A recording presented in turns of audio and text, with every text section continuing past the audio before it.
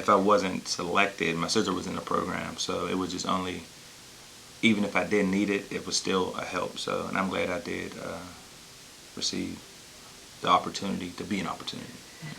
And it was also my first, I want to say my first counseling job was through the Opportunity program.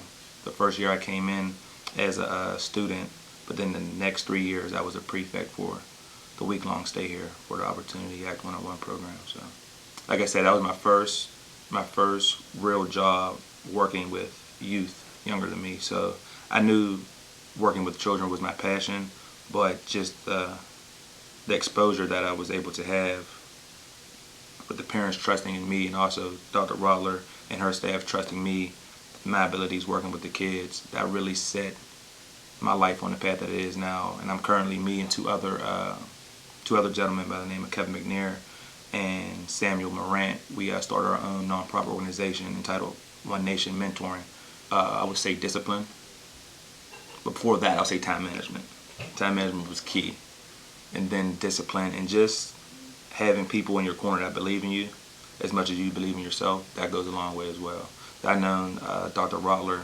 My sister has 5 years on me, so I knew Dr. Rodler and about Saint Vincent Opportunity program when I was a freshman in high school.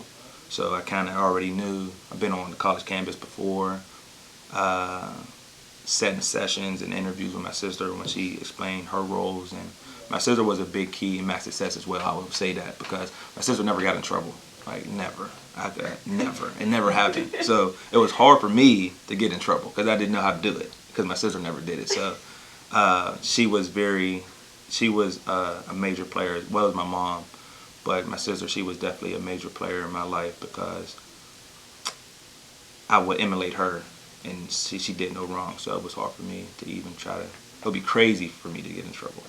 Me and my other two business partners, we wanted to get our mentoring program inside of the Catholic schools because, you know, for me growing up, especially being in Catholic schools all my life, through Charles Sheely, he was the only African-American male that was also my basketball coach, but also my high school counselor, that had consistent, that I have seen through the years. So it was easy from that transition to see a African-American male that wants you to do well, because a lot of kids really don't have that in their lives that I know that I deal with. So we wanted to give back in that way, especially to the Catholic schools, because there's a lot of African-American youth in these schools, but they may not see someone that looks like them, and that definitely goes a long way with the child's psyche and how they develop, you know. So that was one of the main reasons, and we heard about the transitional coordinator position through that, you know what I mean. But through, say, the graces of God, everything lined up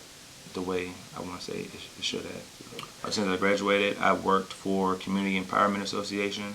That is a neighborhood community organization where I was able to lead various jobs, such as site coordinator for an after-school program, program coordinator for the youth employment program in Pittsburgh.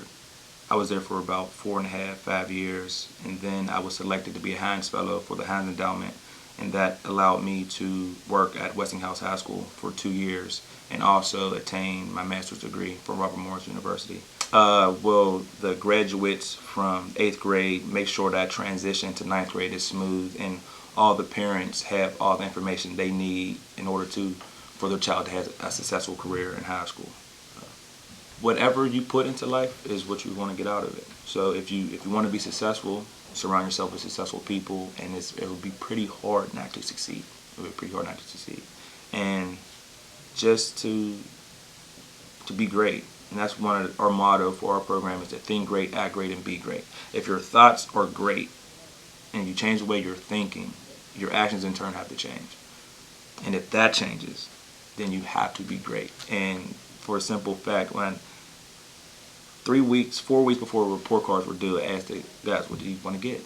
Everyone's honor roll, I'm making honor roll, this and that. Okay, those are your thoughts. Report card got printed out. A lot of you guys didn't make honor roll because you guys didn't change your actions. Like, you were saying it, but you weren't really doing it. So I would just say, if they want to be successful, it first starts with their mindset. So you got to have a growth mindset and mentality to just keep continuing your efforts through education.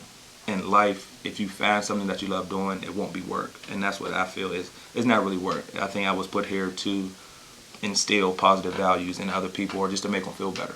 I mean, I really believe that. So my work, it really speaks for itself. I'm just a down-to-earth person, and I just want to succeed, and I just want everybody on my path to succeed with me. So.